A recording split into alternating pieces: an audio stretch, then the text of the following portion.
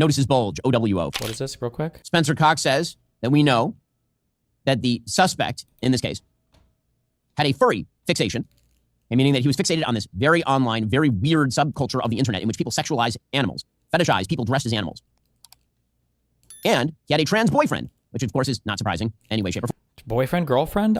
We don't even know. They have no idea. One thing that I've said that's very frustrating, and maybe there are journalistic reasons that my mind just can't comprehend that don't matter to the end of the destruction of this planet, and there's some stupid code of ethics or whatever journalists these tards hang on to that makes so they can't publish this. If somebody were to publish the last 2 months of Discord logs of this guy in the room, people on the internet could instantaneously tell you exactly where this guy comes from. I don't trust any journalist, to be quite frank, especially none of these media pundits who are all super bought into a super narrative, to try to ascertain the political identity of the person based on trying to read a few logs of whatever, right? Because there's so much irony, there's so much memery, right? Like I even saw people say, like people were saying things like, oh, well, the bullet said, if you read this, you're gay, LeMayo. Well, an LGBT person would never say that, so he must be right-wing. Bullshit. You can find plenty of ironic LGBT people that would say something exactly like that. If you read this, you're gay, LOL, right? Or for the bulgy-wolgy thing, you know? Like, oh, well, bulgy-wolgy, that's anti-trans or pro-trans. No, not necessarily. This could literally come from Fuentes' community. Jokes about femboys and trans shit a ton,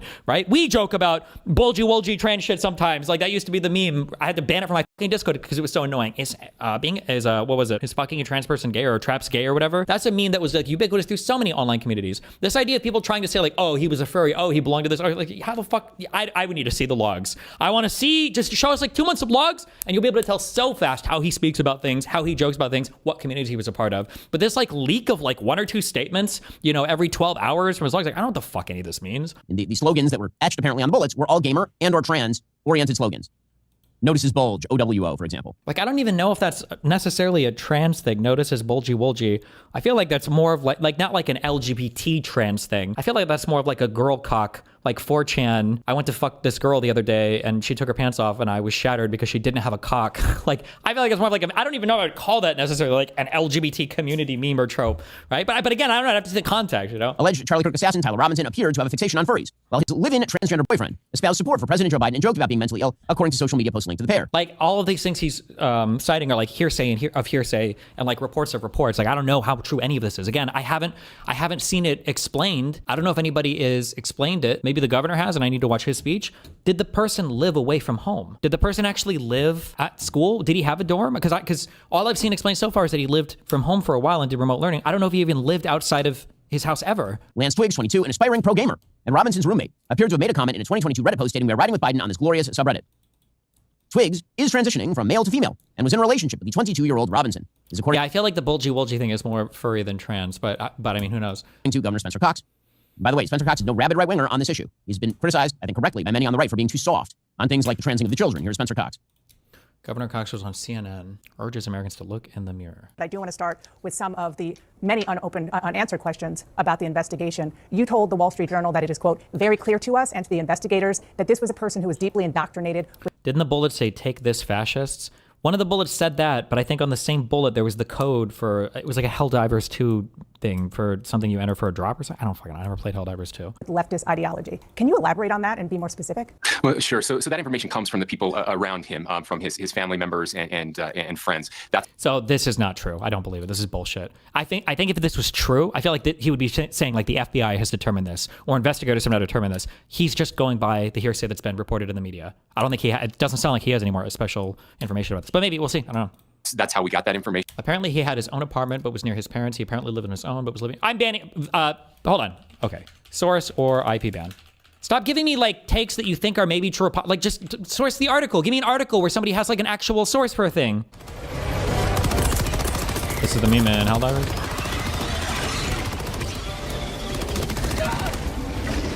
Give me 3 minutes. Oh my god.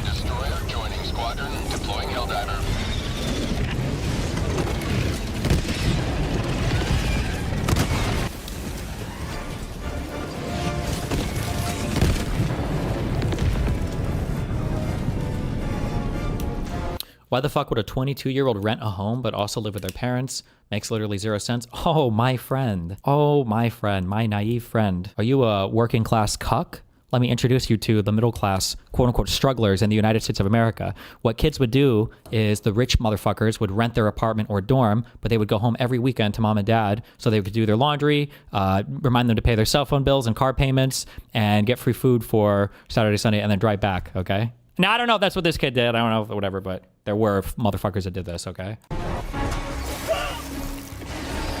Sending in an eagle.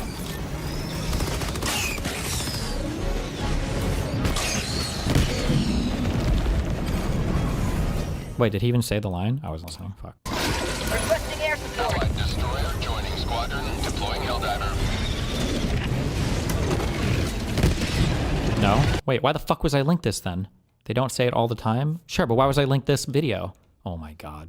Charlie Kirk's alleged assassin lived with his transgender partner, senior level FBI officials told Fox News Digital. Okay, this is something at least. Oh, this is that Brooke girl. Oh fuck, this is from 2 days ago. Aren't we still waiting on more information about this? Because this was the article that got published, and they're citing FBI officials, but I don't know if the FBI has made a statement about this, unless you count Kash Patel quote tweeting the picture of the headline and then tweeting it.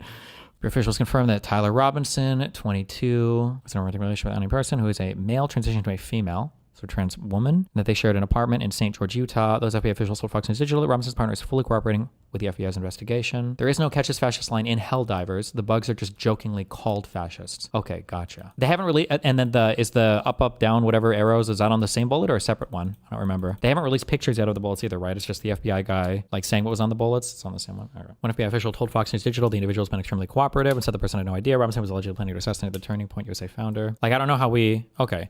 The apartment Robinson and his partner shared is in the same southern Utah community Robinson's parents live in.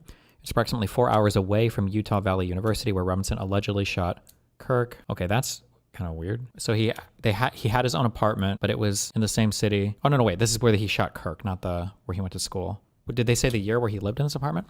It's good Wednesday as he spoke to a crowd at the school's campus in Orem. Has any more information come out about? How do we not have any more information about this? This was 2-3 days ago. Yeah, and there's so much more that we're learning and so much more that we will learn. There will be official charges will be filed on Tuesday, and there will be much more evidence and information available then. And there'll be new info tomorrow when they file charges. Hopefully the indictment is... Well, it's not going to be a sealed indictment, right? We'll be able to read it there, I guess. And again, we're interviewing all kinds of people, everyone that knows him, and trying to learn more about what that motive actually was. Well, some outlets are reporting that the suspect lived with a transgender partner. Is that accurate? And are investigators looking at this part of his life as a possible motivation? Yes, definitely. And yes, I can confirm that. I know that has been reported, and that the FBI has confirmed that as well, that the roommate was a romantic partner, a male transitioning to female. I can say that he has been very cooperative. This partner has been incredibly cooperative, had no idea that this was happening, and is working with investigators right now. And how is that relevant to the investigation when it comes to the motive? Are you learning that? Sure. Well, yeah, that's what we're trying to figure out right now. Again, it's easy to draw conclusions from that, and so we've got the shell casings, other forensic evidence that is coming in, and trying to piece all of those things together. You said that the roommate is being very helpful. Has that individual explained to law enforcement what the mindset of the shooter was and whether or not it is connected to his ideology or his situation as transitioning, as you just described? I'm not sure about that piece right now, Dana. Okay, so we're not sure if that... If we're not sure about that, then why the fuck would we say anything at all about this? What do we... Like, why not say the race of the roommate? Or like the country of origin? Or like what major they had in college? Or... That's such a weird piece of information to fixate on without any other link to any information about. Okay, good one. That the fact that he was romantically involved, as you say, with his partner who was transitioning is relevant to the motive of the murder based on the investigation. Well, sure. Did he say that? Again, all of these things we're trying to figure it out. I know everybody wants to know exactly why and point the finger, and I totally get that. I do too. And so I just want to be careful, as I haven't read all of the interview transcripts, and so we'll have to wait and see what comes out. Yeah, you have interview transcripts, and you haven't read them? You could be giving us the most information of all right now. What the fuck? Totally agree with you. We should all be careful. I guess just because that's out there are a lot of people drawing conclusions. And so I'm just trying to get as many facts as we can glean from you since you have been involved in the investigation. And on that, the social and gaming platform Discord released a statement saying its servers were in no way involved in Tyler Robinson's alleged plot to assassinate Charlie Kirk. But it did say there were, quote, communications between the suspect's roommate and a friend after the shooting where the roommate was recounting the contents of a note the suspect had left elsewhere. Can you tell us about that note that the shooter left? So I can't yet. Again, those are things that are still being processed for accuracy and verification, and will be included in charging documents. Okay, so but the note was found, or the content of the note is known by law enforcement? Again, I can't share any specifics. They're looking at everything right now. Understood. I just want to go back to my first question about what you told the Wall Street Journal about that this is a person indoctrinated with leftist ideology. And the reason why I think it would be great to be more specific is because your goal of trying to lower the temperature, you said that this is based on investigation and based on how this shit's been handled, I feel like if there's anything bad for Dems, it'd have been leaked by now, right? My assumption would be if they found some like smoking gun, bad analogy right now maybe, but that it would have absolutely been leaked at this point. Like it feels hardcore, like a grasping at straws thing. But wait, let me use the rest of my hold on. Interviews with people who knew him. Did they just use the term leftist ideology, or did they give specifics? Yeah, there are conversations that were discussed specifically about Charlie Kirk, other conversations about the direction that this was going in. Look, my job is just to tell people I really don't have a dog in this fight.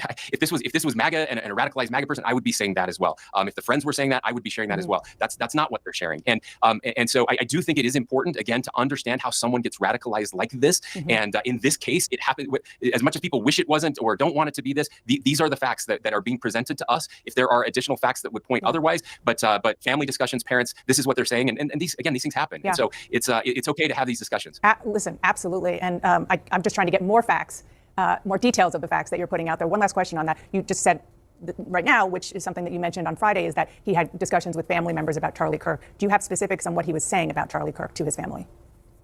Just not a fan. That's all I can say. Okay, not a specific reason why. McKay Coppins from The Atlantic is reporting that President Trump called you after your remarks on Friday, and that the president told you, quote, the type of person who would do something like that to Charlie Kirk would love to do it to us.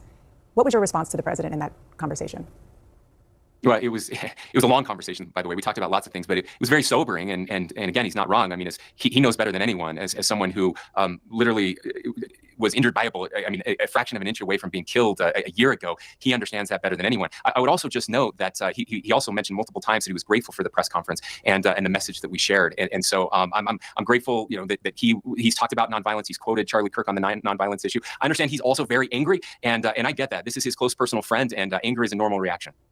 So he was grateful for the press conference. Others in his orbit, Governor, were not. Steve Bannon talked about you calling to tone down the rhetoric, saying the following, saying Spencer Cox is a national embarrassment in a time where we need action. He tells us to sing Kumbaya and hold hands with Antifa. Wait, did he list anything solid about him being a leftist, or was this all just, why the fuck is, Steve Bannon? This is not a time for Triolke, pontificating. He has not confessed to authorities. He is not cooperating. But all the people around him are cooperating. We can confirm that his roommate was indeed a boyfriend who is transitioning from male to female, and that he is cooperating with authorities.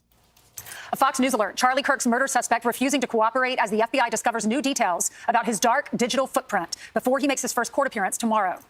All right, FBI Director Kash Patel joins us now. I can't imagine, Mr. Director, how busy you've been, especially Charlie Kirk isn't just a impactful person. He's your friend. So how busy you've been fielding calls from people. I understand that. But having said that, people are looking to you to find out how big this investigation is going to be. Can you tell us the latest? Absolutely. It's so good to be with you. And you're right. My personal feelings and relationship with Charlie, I have a job to do for the American people, and I'm committed to do it for President Trump. We flexed all resources the FBI had and surged multiple air assets as soon as this shooting occurred. We were cycling in agents, evidence response technicians, hostage rescue technicians, and special operators in and out of Utah, cycling evidence back and forth on these FBI planes as soon as we could so that there was no delay. And what we did, once I got there, along with the deputy on the ground around 5 p.m. local on September 11th, was walk the entire crime scene, including the foots the suspect himself took. And what we learned was there was evidence, DNA evidence that could be collected and had been collected, including a screwdriver that was found on the rooftop. Also, we went over to the scene in the wooded area where the firearm was discarded, and the firearm had a towel wrapped around it. It's important. I'll get back to that later. I even walked into the wooded area in the ravine, so I knew from my investigative experience what I could bring to the table and what decisions I need to make. And having the support of President Trump and the full support of the White House was what we needed for these resources to happen. And I can report today that the DNA hits from the towel that was wrapped around the firearm and the DNA on the screwdriver are positively processed for the suspect in custody. So, Mr. Director, that is vital. That is breaking news and vital information, because now you have the casings for the gun. So you connect the gun. Now you got his DNA on it. That's huge. But I also want to get to another part. I just got to interrupt. Sorry, I just got to interrupt. We have the DNA on the screwdriver that was found on the rooftop and the towel that the firearm was wrapped in. The firearm itself, this is a great point. Thanks for raising it. Yeah, no problem. That is being processed by ATF laboratories in Maryland, and I believe they'll speak to that at a later date when their process is incomplete. But I just want to let you know the FBI handled the screwdriver and the towel found on the scene. That is important clarification, Mr. Director. What does that mean? Get to the 20 members in that group chat. Have they been brought in from questioning? And the group chat from our reporting that we're hearing is from after the assassination. Do you have the messages from before the assassination? Well, let me take a step back and tell you what we were doing while we were there and how we were led to the suspect so that this all fits into the puzzle. We, as soon as we learned of the shooting, we were able to, I think Charlie Kirk was shot at 12:23 local time on September 10th. By 12:39 p.m. local time, FBI assets were on scene securing the scene. We then launched at 10 a.m. the next day the first images of the suspect. Myself and the deputy arrived at 5 p.m. local time on September 11th. And then what we did was decided to have a press conference at 8 p.m. local where we issued for the first time FBI obtained video footage that we seized from the security camera surveillance system and new images, enhanced images. I decided to release immediately to the public because we were working with the public and the media to find this killer. Shortly after that 8 p.m. release, at 10 p.m. local time, the suspect was in custody. Why? Because the father informed us, pursuant to an interview of him, that he looked at the video that we released that evening and the enhanced photos and identified the suspect. That's how fast the FBI was working to put out information in real time. And for a comparative sake, the Boston bombing, the FBI didn't release images for 3 days. We know we didn't have 3 days. I made an executive decision on investigative and operational need, and it turned out to be the right move because the men and women of the FBI said that's what we should be doing. Have I missed this, or was there ever a statement made to the public that the father contacted the FBI because he saw his son on the news? Or was it just the son going to the father, saying he wanted to kill himself, freaking out, and then the father turning him in? Have there been any statements saying that the father or the son, that any of this even had to do with the stuff that was released on the news?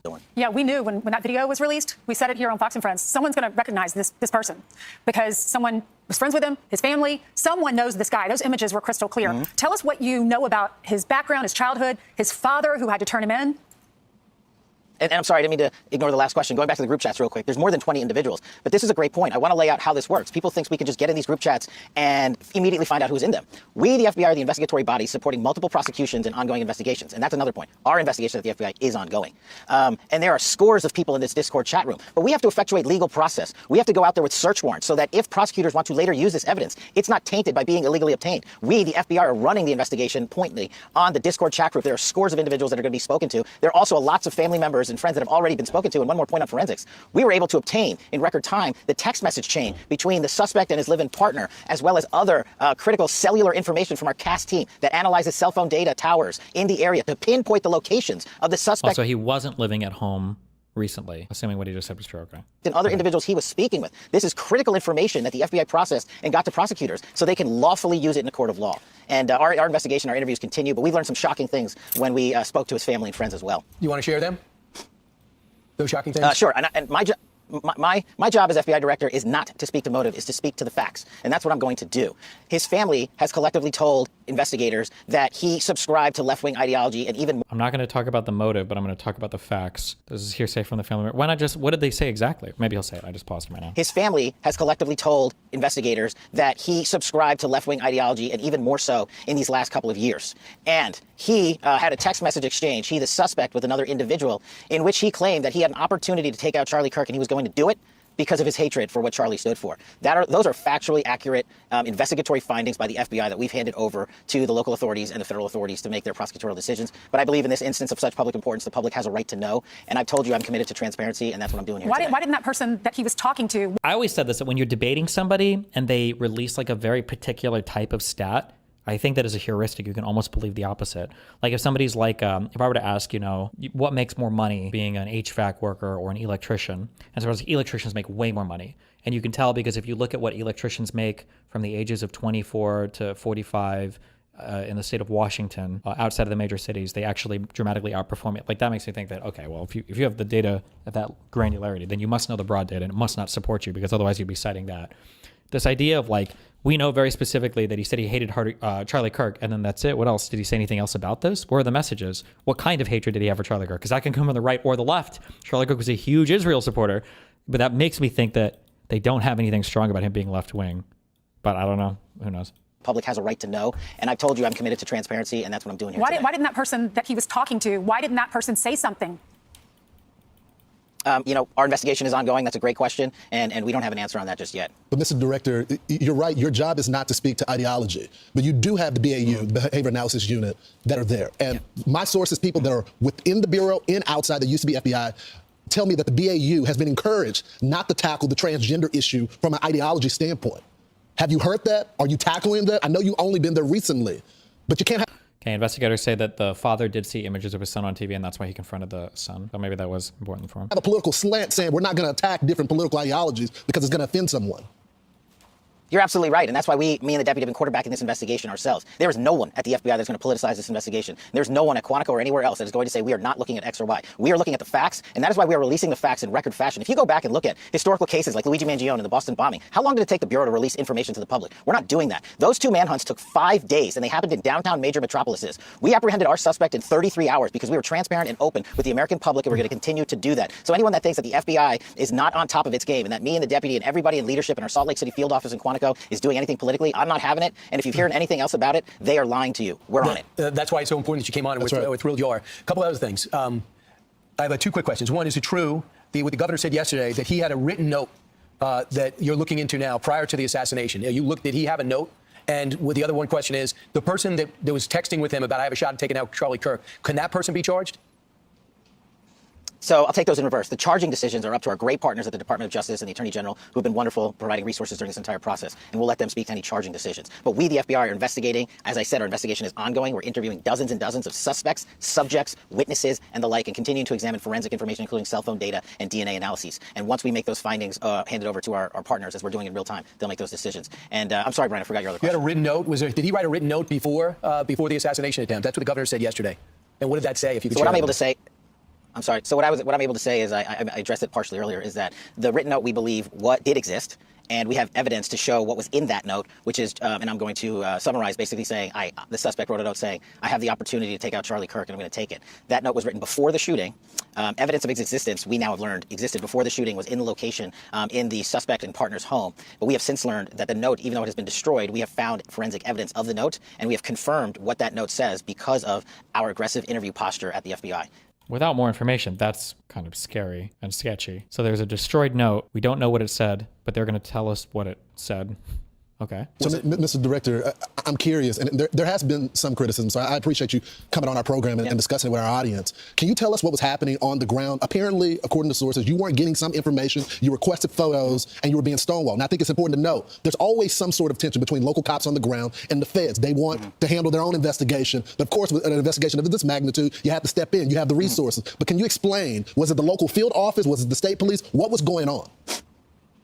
So the local authorities have been fantastic. Okay. The local sheriff, the state PD have been wonderful. And any investigation, as you hinted to, of this magnitude has so many people in it because I'd made the decision to search so many resources.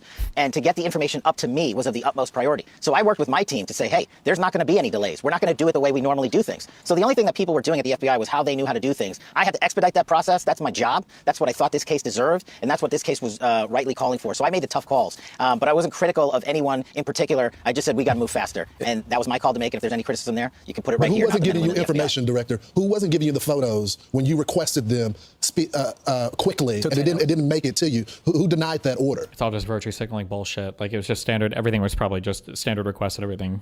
He's not going to have an answer for this, is he? It's not a denial of the order. Just to clarify, I'm glad we're talking about this. The photos were produced. They just weren't produced in a timely fashion that as in he had to ask for them or whatever. Like, it's just fucking retarded. Yeah. I felt was appropriate for an investigation of this magnitude. So I came in and I accelerated that process. So in the 24 hours after, when we were still looking for the guy, I know you posted that we got him. And that ended up not being true. You took some incoming because of that. What led to you posting that? Why did you feel so certain about it? And what do you have to say about the criticism? No, I appreciate this opportunity. Look. What was the exact tweet? Because I know that he typoed subject. Instead of saying anything, he should just say, well, when I said subject, I meant like a subject for questioning, not the actual suspect or something. I wonder if he could get away with that bullshit. As I stated, I was being transparent with working with the public on our findings as I had them. I stated in that message that we had a subject. Oh, he did it! Oh, wait, link me the tweet! What? I have the mega brain! Wait, link me the tweet. That was totally a typo. He meant to say suspect. He did typo that. No, he's saying it was, no, this is a typo. It doesn't make sense if you read it otherwise, right? Imagine this as suspect. The suspect for the horrific shooting today that took the life of Charlie Kirk is now in custody. Thank you to the local and state authorities in Utah for your partnership with FBI. What would be the subject? The subject? The person of interest? For the horrific shit? Doesn't make sense. This was absolutely suspect. He just typoed it because he was on his phone and it fucking autocorrected or something. Oh my God. He's really going to run with that? He meant subject?